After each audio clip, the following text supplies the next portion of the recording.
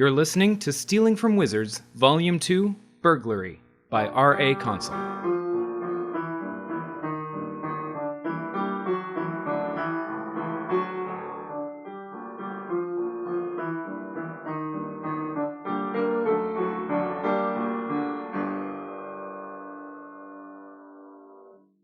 Hello, and welcome to the Q&A bonus episode.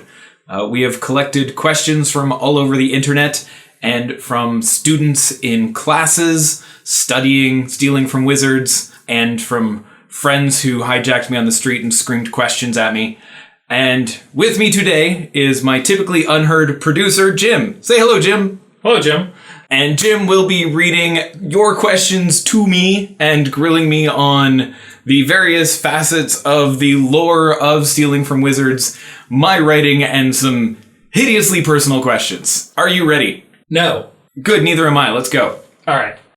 Our first question, our most important question, is will listening to this Q&A spoil anything about future books? No, there will be no spoilers for Book 3, out of consideration for people who do not want spoilers to exist before it comes out, and also because Book 3 is not finished being written yet, and anything I say might be a lie. No Book 3 information whatsoever. However, major spoilers for Book 1 and 2. If you have not already read or listened to the previous books, should go back and do that first, because this one will be rife with spoilers. All right, so let's dig into these. So there are a lot of questions about the lore. All right, our first one is from Cam. What other non-plot places in the world can you tell us about? Stuff from other schools, kids we've never met at Avalon, different cities or historical background? Yeah, that's a huge question. Of course, there are places we have never seen.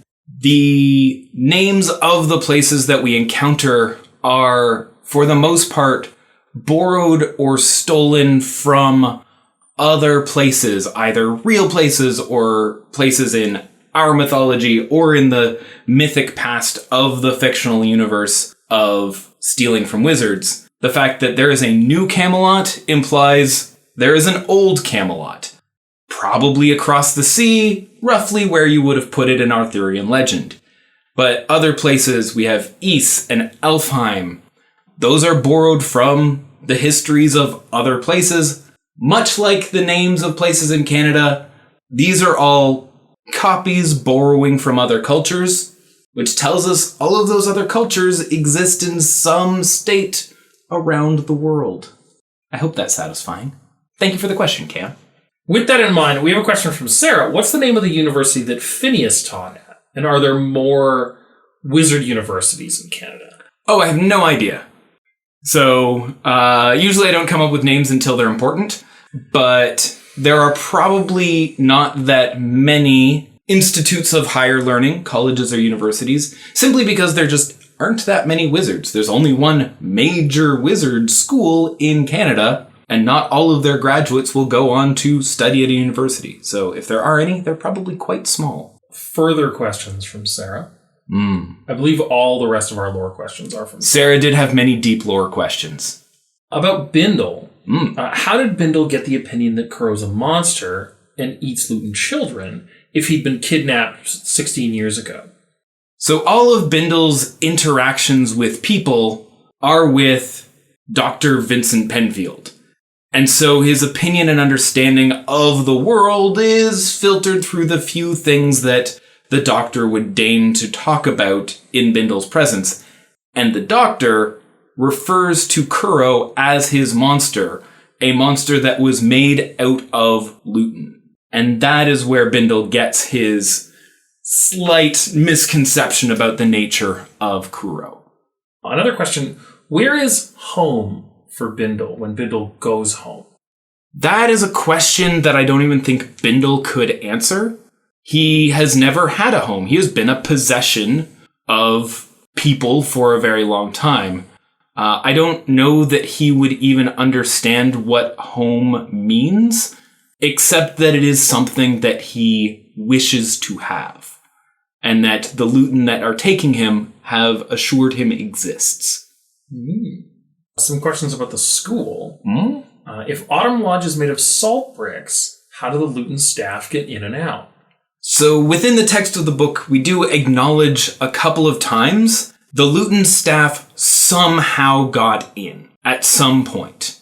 That there's some break in the defenses, that there's something imperfect that allowed them to get in once, and once a Luton gets inside a place, they can come and go as they please because they don't have to cross the barrier, they can just blink in and out. Which leads to one of the fears of Luton getting in anywhere, that once one gets in, they can bring their friends and then the salt bricks are meaningless. Also, does the lacrosse team play any other matches other than at Samhain? Like, does each residence have their own team? I imagine the lacrosse team being a lot like small town pond hockey teams, where what you have is the collection of people who play, and then you divide yourselves up via various means depending when you're playing. Sometimes it's throw the sticks in a pile and a disinterested party will randomly throw them to either side. Sometimes it's the hideous team captains pick their players. A miserable experience from public school. There aren't enough people for there to be meaningful teams from every residence. Also, the school likes to pretend that there aren't major differences between the residences. Also, Autumn Lodge would always lose, and that's just disappointing. Is there more to Principal McCutcheon and Danny's relationship than simply friends? In book 2, Danny says, we have 2 copies when giving the book to Kuro for Solstice. Good reading. So, absolutely, Principal McCutcheon, as has been mentioned, has her own slippers, housecoat, and chair at that house. That house has a bed for two chairs at the dining table. Principal McCutcheon and Danny are partners. They live together. She drags food and firewood to her every night. Why would you do that if you didn't have to? Or didn't choose to, because she's in charge. She can make somebody else do it. So yeah, they're absolutely partners, and Kuro just never really considers it, because Kuro doesn't think of Principal McCutcheon as a human being. She is a principal. Finally, a couple of questions about what happens in between book 1 and book 2. What is in the letters from Ms. Crawley that the Postal Luton finally give to Kuro at the end? Wonderful question. I think Ms. Crawley is a responsible adult who cares for Kuro, but also understands her position as a former teacher at this point.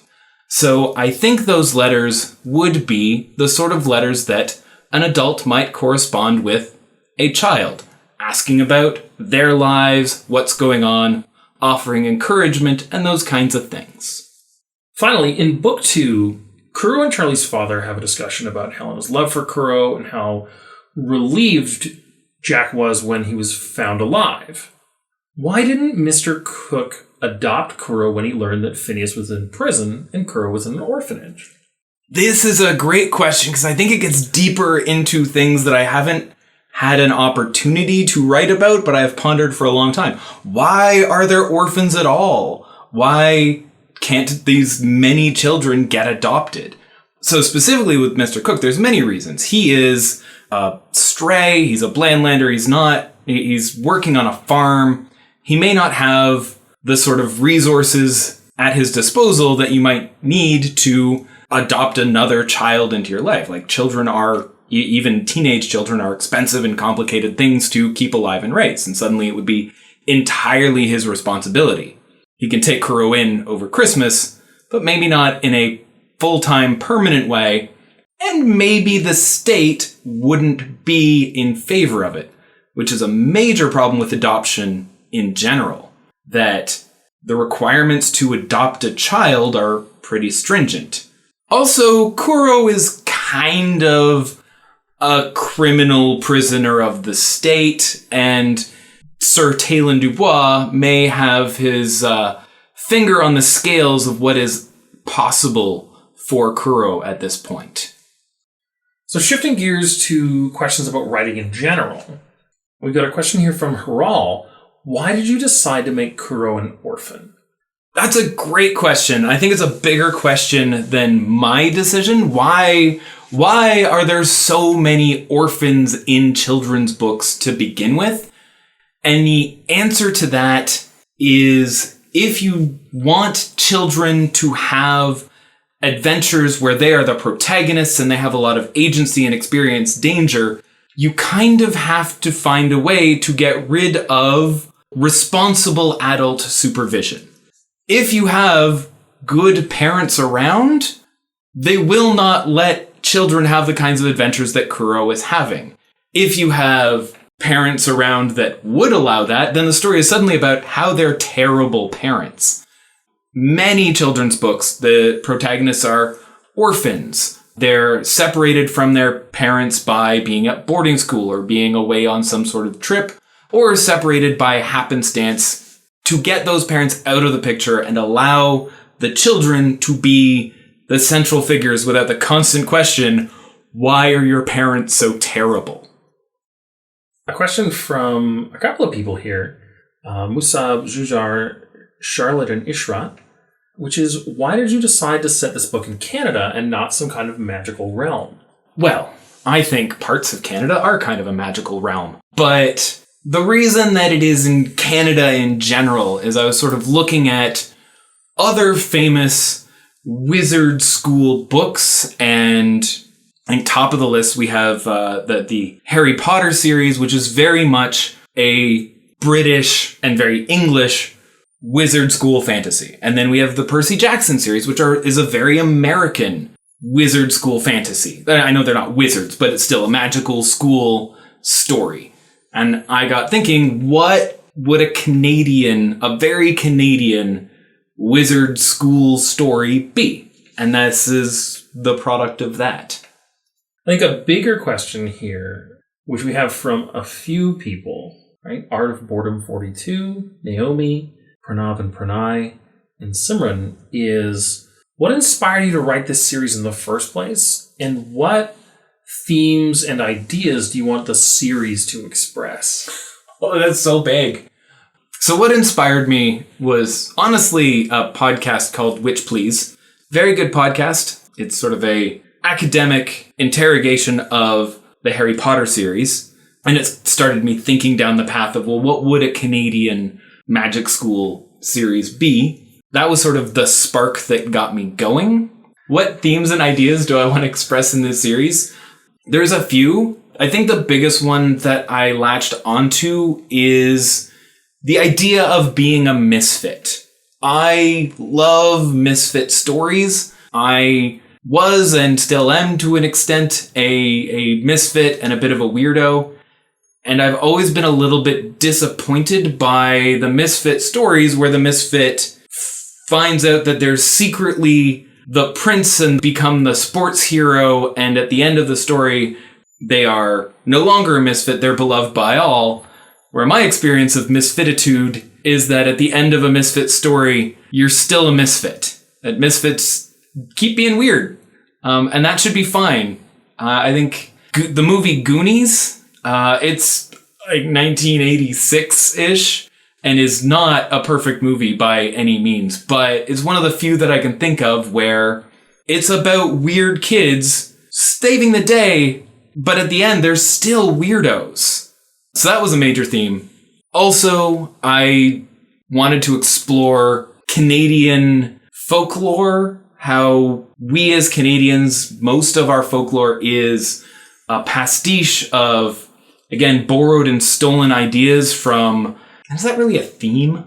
What are the themes that... This is where I lean to you.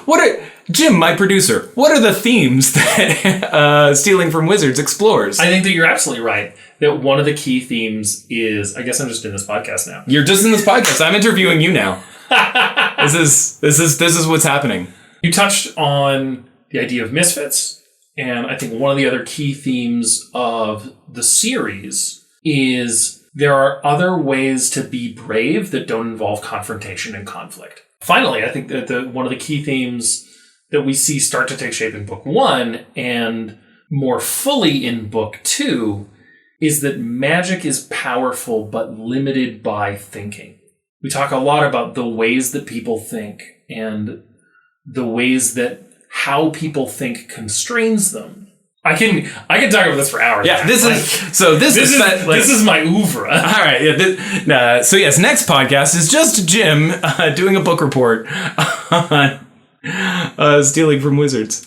And I think finally one of the themes that I wanted to touch on is the sort of pastiche of mythology and culture that goes into Canada and how we all sort of pretend that everything makes sense and almost nothing actually does. So we got a question here from Silas and from Liam. How did you come up with the words and how did you name the characters and the places, right? Why those names and not other names? So a lot of the names and places I'm pulling from European mythology and things like Old French, Old Norse, Old English. So some of them are more obvious. Camelot. Most of us have heard of Camelot, but same things with Elfheim. That is from Norse mythology. Ys is from Old French mythology.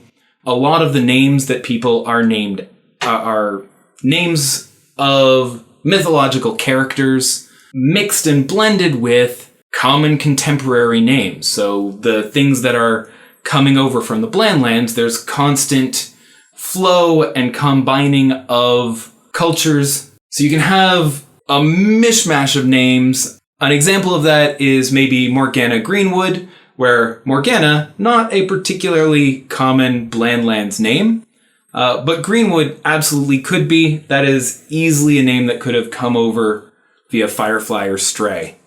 There's a couple of questions here about sort of writing choices about the structure. We've got a question from Gemma. Why does the school have 4 houses? Oh, that one's painful. I tried very hard for it not to. I think the echoes of Harry Potter are a bit too strong. There were at various times in the first draft just 1 residence and then 3, but then the theme of the seasons and the spring and the autumn and the winter courts and the summer courts, just list them all, became a major and meaningful feature in the society. And so I ended up with 4 residences despite my desperate efforts not to mimic that structure. I think I might have accidentally reverse engineered that structure. And a more esoteric question about your choices from Sarah.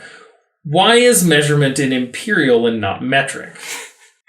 They use miles instead of kilometers.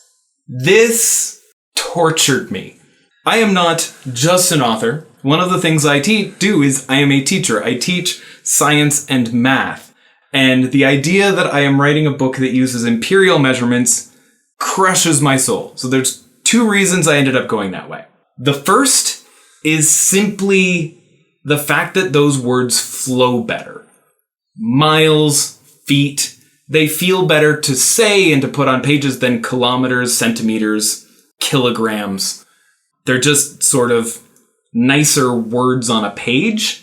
Also, I like that it's a little bit anachronistic, that it feels like the Fey realm is a little bit behind on those ideas. They have no real reason to adopt SI units.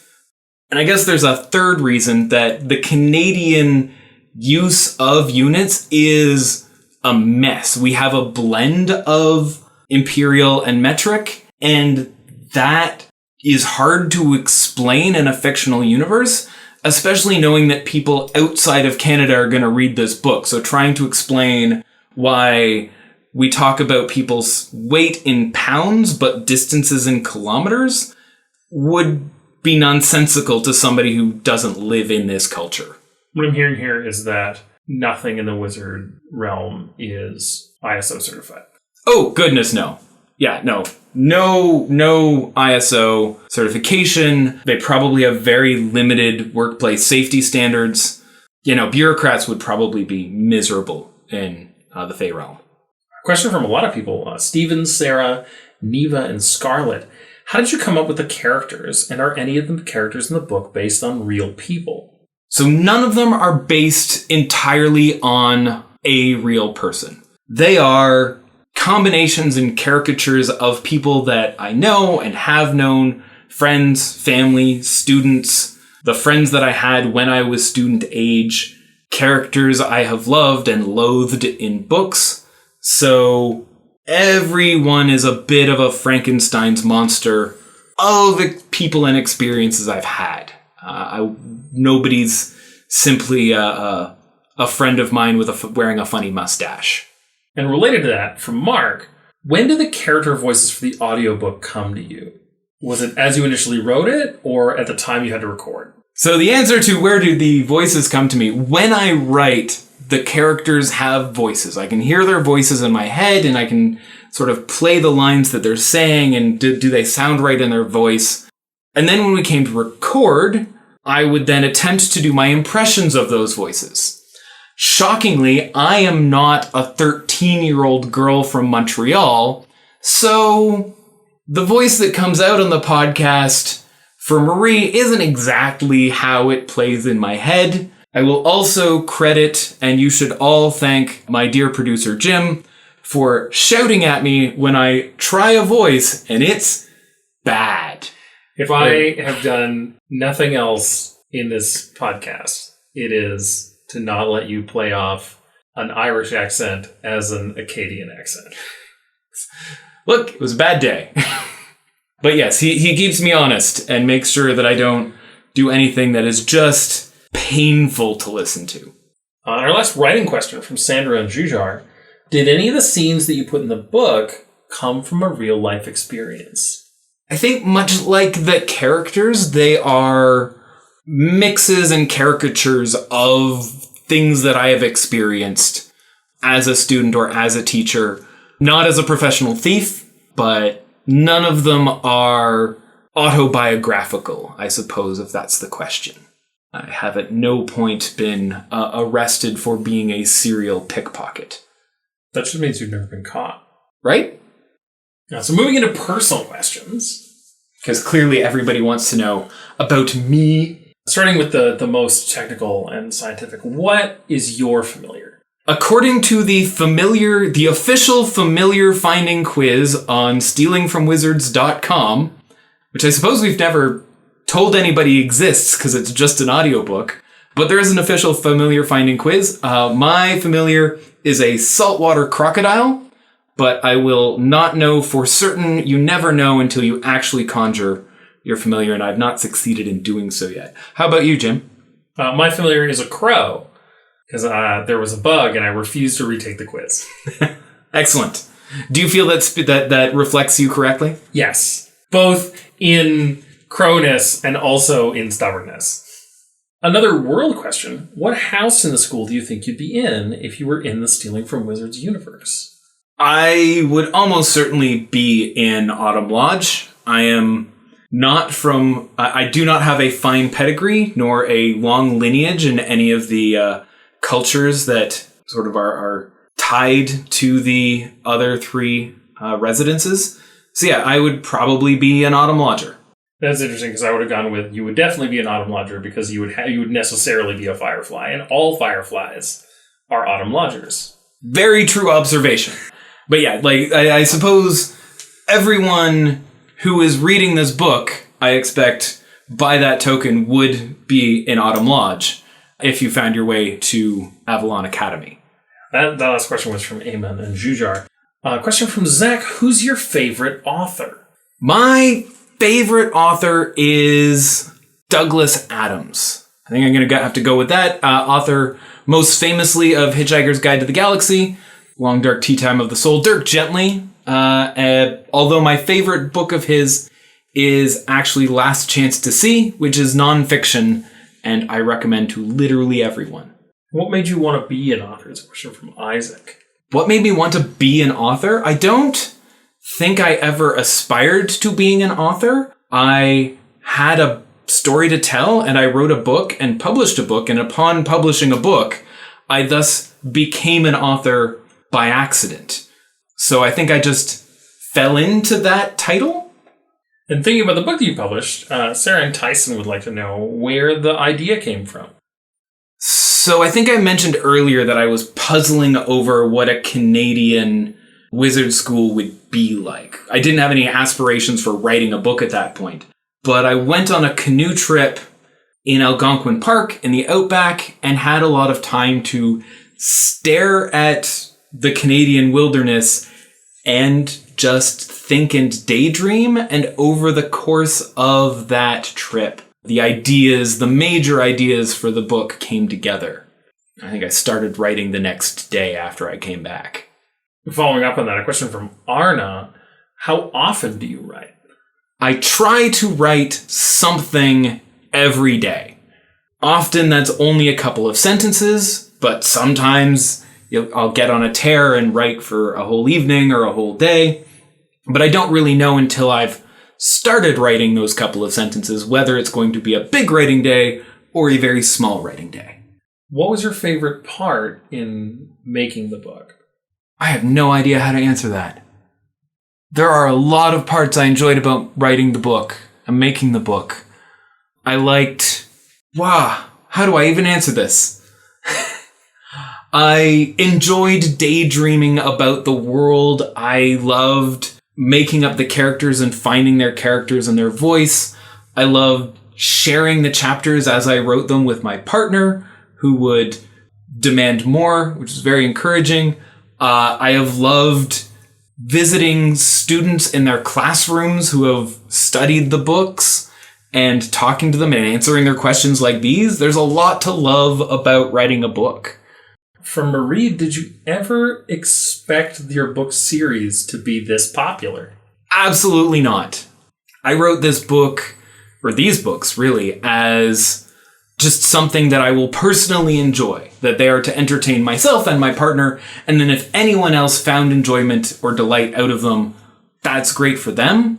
The fact that thousands of people have read these books astonishes and baffles me, and I am filled with delight every time anyone tells me that they like the book. So we have one last question. Okay. And this comes from a bunch of people. Ellen Janet's, Delaney Dog, and of course Sarah. Will there be a book 3? Any idea when it will be released? And what is the title? There will be a book 3 unless some sort of disaster strikes and prevents me from finishing it. Oh, when will it be released?